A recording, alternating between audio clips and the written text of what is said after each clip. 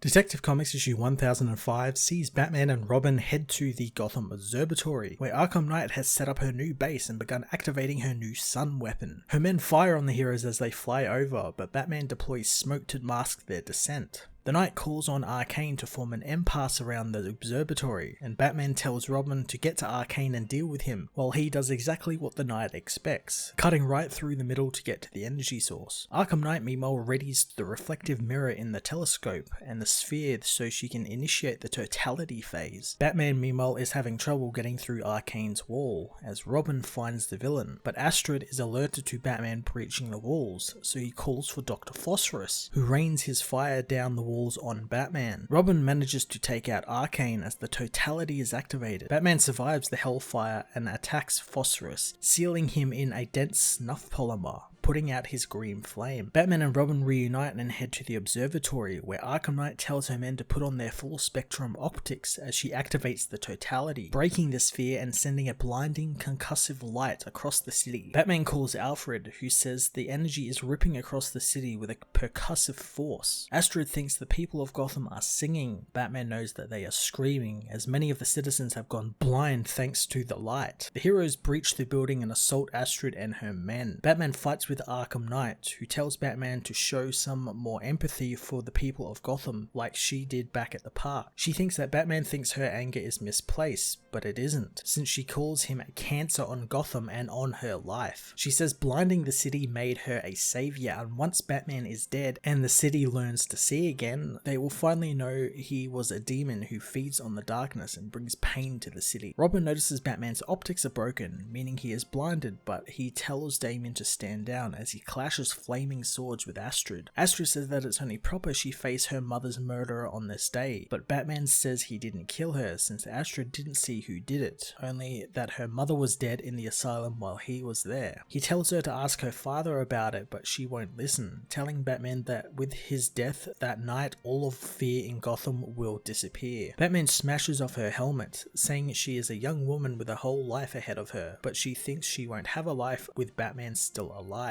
Both hero and villain fall into the glass mirror, smashing it to bits and stopping the blinding light from assaulting the city. Alfred says that Batman succeeded, but the blindness in the citizens is still in effect. Robin asks if Batman is okay after his jump, and aside from being blind, he could use a hand. Arresting the Arkham Knight, Batman is led out of the observatory by Robin. Days later, Batman and Robin survey the city, which is dead silent now thanks to everyone locking themselves inside. Robin says that in a few more days, the blindness will be gone and Batman will be back to work as usual. Batman himself is still blinded, but even then he can still feel Damien waving his hands in front of him. Buckling up, Robin drives the Batmobile back home. Weeks later, Astrid is transported to Blackgate Prison, where one of the guards is suddenly killed in the convoy taking her there. Her chains are deactivated and she learns that one of the guards is a devout follower of hers, who says the sun always rises. Detective Comics issue 1005 was a satisfying ending to the Arkham Knight story, for now at least, as Tomasi almost certainly left the character in a place where the story can be brought back up in a few more months or after a few more stories. What I've loved about this run so far is Tomasi gives a reason for almost every gadget or thing Batman uses or has in his suit. Like this time the white lenses in his mask came in handy, which I thought was really cool. And it's even cooler we were seeing Batman still fighting when he is blind, like how a bat is really blind. The character development he did in this version of the Arkham Knight was fantastic, and I can't wait to see her resurface soon. I'm going to give this issue a 9 out of 10.